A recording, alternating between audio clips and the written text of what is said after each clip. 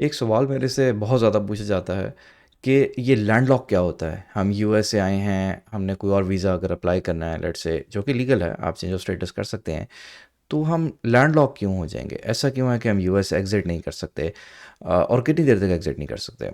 सो मैं आपको एक educational non legal content explain करता हूँ ताकि आपकी वंस एंड फॉर ऑल ये कन्फ्यूजन क्लियर हो जाए।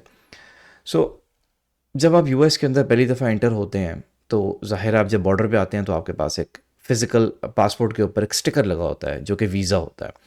वो वीज़ा B1 B2 भी हो सकता है, एक विज़िट वीज़ा, वो एक स्टूडेंट वीज़ा भी हो सकता है F1, वो O1A भी हो सकता है, एक्स्ट्राऑर्डिनरी एबिलिटी का वीज़ा, वो और भी मल्टीपल वीज़ाज़ E2 भी हो सकता है इन्वेस्टर का। हम मिसाल ले लेते हैं कि लेट्स से आप B1 B2 पे आए हैं, विज़िट वीज़ा पे आए हैं। B1 B2 पे आपको एक बात पता है कि आप 6 महीने से ज़्यादा अमेरिका में नहीं ठहर सकते इन वन गो।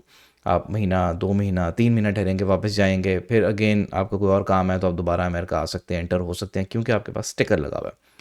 सो अब होता क्या है, लैंडलॉक का मतलब क्या है यूएस इमिग्रेशन के अंदर, कि एक फॉरेन नेशनल यूएस में आया, let's say B1 B2 visa पे आया, उसके बाद उसने सोचा कि 3 महीने बाद, कुछ अरसे बाद, 100 दिन के बाद, 90 दिन के बाद उसने सोचा कि अब मुझे ये मुल्क बहुत पसंद आया है, लिहाजा मैं यहाँ पे इन्वेस्टमेंट करना चाहता हूँ।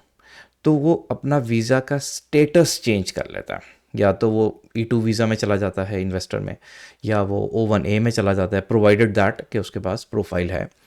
तो उसका यूएस में बैठे बैठे स्टेटस चेंज होता है। इसका लॉ ये है, अगर आप यूएससीएस की ऑफिशियल वेबसाइट पे भी देखें, इसको हम एक्सटेंशन ऑफ स्टे कहते हैं या चेंज ऑफ स्टेटस कहते हैं। सो कोई भी बेनिफिशियरी अपना जो करंट वीज़ा स्टेटस है लीगल, जिस पे स्टिकर लगा और वो यूएस में एंटर हुआ उसकी बेसिस पे, तो वो किसी और वीज़ा कैटेगरी में अपने वीज़ा चेंज कर सकता है। चाहे वो स्टूडेंट दाखिला ले ले कहीं पे, चाहे वो E2 इन्वेस्टमेंट कर ले, या वो O1 एक्स्ट्रॉर्डनरी एबिलिटी का वीज़ा ले ले। लेकिन इसका प्रॉब्लम क्या होता है, जब वो वीज़ा कन्वर्ट करता है, अपना चेंज ऑफ स्टेटस करता है, तो उसका वीज़ा का स्टिकर नहीं लगता उसके पासपोर्ट में।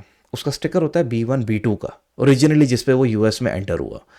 उसका स्टिकर E2 का नहीं लगता, या O1 का नहीं लगता, या F1 का नहीं लगता, जिसकी भी हम लेट से एक एग्जांपल ले लेते हैं, हम सिर्फ E2 की बात कर लेते हैं। सो B1 B2 से उसने $1 लाख बाद में इन्वेस्ट किया, वो 3 महीने अमेरिका में रहा, विजिट वीज़ा पे आया, उसको समझ आई कि मुझे ना ये कार वॉश बहुत पसंद है, मुझे ये फ़लाँ बिज़नेस बड़ा पसंद आया और मैं इसको अक्वायर करके मैं E2 वीज़ा ले लेता हूँ और मैं यहाँ पे अब लंबी देर रहना चाहता हूँ, परमानेंटली रहना चाहता हूँ। क्योंकि E2 आपको पता है 3 से 5 साल के लिए मिल जाता है, फिर एक्सटेंड हो जाता है, तो आप उतनी देर में यहाँ रह सकते हैं, लीगली काम कर सकते हैं, आपको सोशल मिल जाता है, आपकी फैमिली आ जाती है। तो वो E2 में अपना स्टेटस कन्वर्ट कर लेता है। अब उसका B1 B2 का जो स्टेटस है ना, वो चेंज होके E2 में आ जाता है। अब प्रॉब्लम ये है कि उसका ना कोई इंटरव्यू होता है, ना उसका कहीं पासपोर्ट जमा होता है, यानी कि उसका स्टिकर भी नहीं लगता। सो लिहाजा वो अमेरिका में है बिल्कुल लीगल। लीगल वो क्यों है? क्योंकि जब उसने स्टेटस चेंज किया अपना, चाहे वो F1 में किया, E2 में किया, O1 में किया, तो उसको USCIS ने लीगली अलाउ किया, प्रोवाइडेड दैट कि उसकी पिटिशन में बाकी सारी चीज़ें ठीक थी, इन्वेस्टमेंट वो सही लेके आया हुआ था, या अगर वो स्टूडेंट वीज़ा में जा रहा है, उसकी यूनिवर्सिटी ठीक थी, तो उसको नया स्टेटस मिल गया।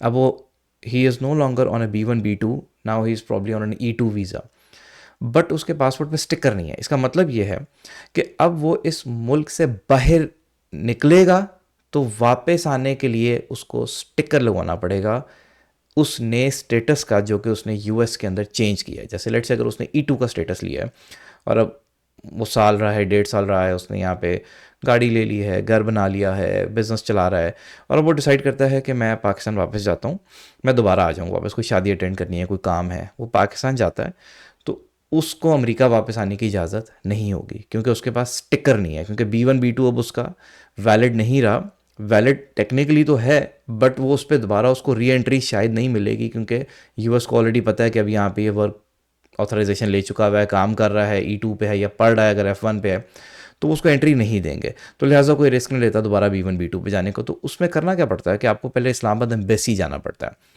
एम्बेसी जाके आप कहते हैं कि ये देखें जी, मेरा स्टेटस चेंज हो गया था, मेरा ये बिज़नेस था, या मेरा ये, अगर मैं स्टूडेंट हूँ तो मेरा ये F1 का स्टेटस है, मुझे अब आप प्लीज़ स्टिकर लगा दें मेरे पासपोर्ट पे, क्योंकि मेरा 2-3 साल की डिग्री है या मेरा अभी 3 साल का E2 पड़ा हुआ है, तो मुझे आप ये स्टिकर लगा दें, लिहाजा मैं यूएस वापस एंटर हो सकूँ। This is where the problem begins.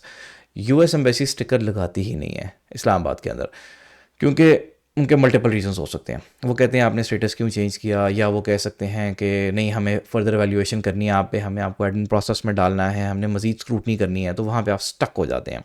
जिसकी वजह से आप अक्सर सुनते हैं कि बहुत से लोग 3-4-5-6 साल से अमेरिका फंसे हुए हैं और वो स्टेटस पे स्टेटस ले ही जा रहे हैं, बट वो लैंड लॉक्ड हैं, वो फंस गए हैं यूएस के अंदर। इन 50 स्टेट्स के अंदर वो स्टक है, ना वो कनाडा जाएंगे ना वो मैक्सिको जाएंगे।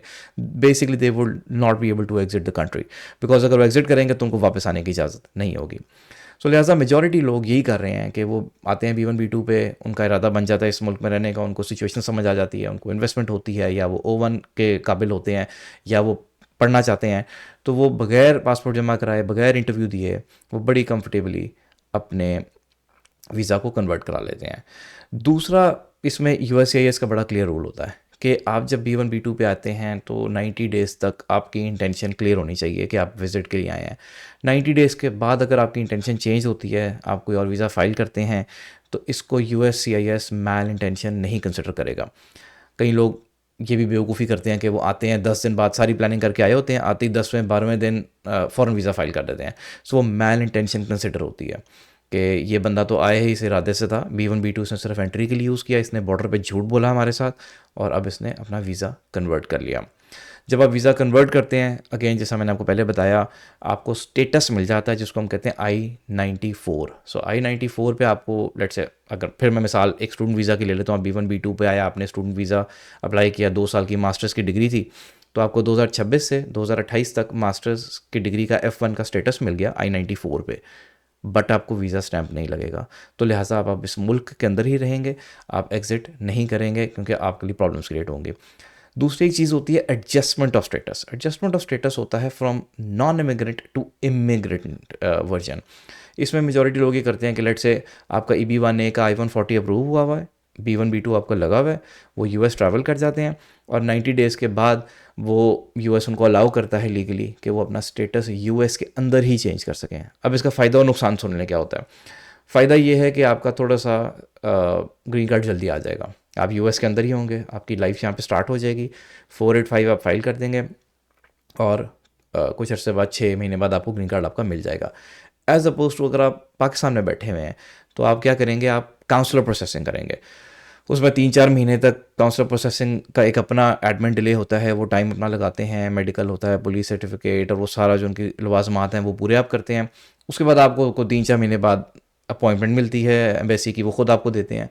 अपॉइंटमेंट लेके आप एम्बेसी चले जाते हैं, एम्बेसी जाके आप दिखाते हैं कि ये देखें जी मेरा EB-1A अप्रूव्ड है, या मेरी फैमिली बेस्ड पिटिशन अप्रूव्ड है, मेरी शादी हुई हुई है और मेरे स्पाउस ने मुझे बुलाया है, जो भी केस है आपका, तो वो आपको 6 महीने का एक सिंगल एंट्री इमिग्रेंट वीज़ा देते हैं। उस वीज़ा पे आप सिंगल वन वे फ़्लाइट लेके अमेरिका जाते हैं। जैसे आप अमेरिका जाते हैं, आपकी क्लॉक स्टार्ट हो जाती है और आपको within 3 to 4 months green card आ जाता है। सो लोग हमेशा प्रेफर ये करते हैं कि अगर B1 B2 वीज़ा है और उनकी डेट करंट है, तो वो एडजस्टमेंट और स्टेटस अमेरिका के अंदर ही करते हैं। सो मल्टीपल पाथवेज हो सकते हैं। लोग नॉर्मली क्या करेंगे कि लेट से किसी का F1 है, पाकिस्तान से उसका दाखिला हो गया किसी यूनिवर्सिटी के अंदर, उसका F1 की स्टैंप लग गई है और मास्टर्स की डिग्री है लेट से, और वो 2 साल की स्टैंप उसकी लग जाती है, वो अमेरिका चला जाता है, 2 साल अपनी डिग्री करता है। इस 2 साल में वो अमेरिका इन एंड आउट हो सकता है, क्योंकि उसका स्टिकर लगा हुआ है पासपोर्ट के ऊपर। अगेन वो स्टिकर किस तरह का होगा, वो इस टाइप का स्टिकर होगा जो पासपोर्ट के ऊपर लगा, पासपोर्ट के अंदर लगा होगा, पेज के अंदर। अब वो उसके बाद F1 कंप्लीट कर लेता है, फिर वो OPT में चला जाता है। OPT अगेन एक स्टेटस है जिसमें उसको काम करने की इजाज़त होती है, वर्क परमिट टाइप होता है। उसके बाद वो OPT के बाद वो डिसाइड करता है मैं O1 में चला जाऊँ। अब इस सारे प्रोसेस में वो अमेरिका के अंदर ही अपने स्टेटस चेंज करता जा रहा है, तो लिहाजा वो लैंड लॉक्ड है, वो बाहर नहीं निकलेगा। इसके अलावा दूसरी एक एग्जांपल हो सकती है कि B1 B2 पे कोई बंदा अमेरिका आया, 3 महीने बाद उसको कोई बिज़नेस पसंद आ गया, पैसे थे उसके पास, उसने इन्वेस्ट किया, उसने E2 का स्टेटस ले लिया, अब अगेन लैंड लॉक हो गया। इसी तरह B1 B2 पे कोई और बंदा आया, वो अमेरिका आया, उस यंग था, उसको समझ आई कि यार मैं यहाँ पढ़ सकता हूँ, अच्छी यूनिवर्सिटी में दाखिला हो गया, उसको F1 का स्टेटस मिल गया, उसने पढ़ना शुरू कर दिया। इसी तरह B1 B2 पे कोई आया, उसने O1A वीज़ा ले लिया। सो लिहाजा ये डिफरेंट डिफरेंट ऑप्शंस हैं जिसमें आप अपना स्टेटस चेंज कर सकते हैं। और जब भी आप स्टेटस चेंज करते हैं आपको एम्बेसी में इंटरव्यू नहीं देना पड़ता। ये एक बहुत बड़ा बेनिफिट होता है आपको कि आपकी वो स्क्रूटनी नहीं होती, वो ग्रिलिंग नहीं होती आपकी। But at the same time आप लैंडलॉक हो जाते हैं, आप स्टक रहते हैं। कब तक? जब तक ज़ाहिर आप अपना ग्रीन कार्ड नहीं फिगर आउट करते, या आप डिसाइड करते हैं कि मैं चलें एग्जिट कर जाता हूँ कंट्री और मैं एम्बेसी जाके स्टिकर लगवा लूँगा, जिसके अगेंस्ट चांसेस 50-50 हैं। स्टिकर लग भी सकता है और डिनाई भी हो सकता है, और अगर डिनाई होगा तो ज़ाहिर आपकी जितनी भी लाइफ यहाँ पे थी वो वेस्ट होगी एक तरह से, क्योंकि प्रोसेस मतलब अवॉइडेंट प्रोसेस में चला जाएगा और उसमें साल भी लग सकता है, 2 साल भी लग सकते हैं, और आपको कभी भी नहीं पता आप एक लिम्बो में आ जाते हैं। सो इसलिए आपने हमेशा सुना होगा बहुत से लोग जो चेंज ऑफ स्टेटस करते हैं लैंड लॉक हो जाते हैं, फिर वो बहुत साल पाकिस्तान आते ही नहीं हैं, वो अमेरिका के अंदर ही लॉक्ड रहते हैं।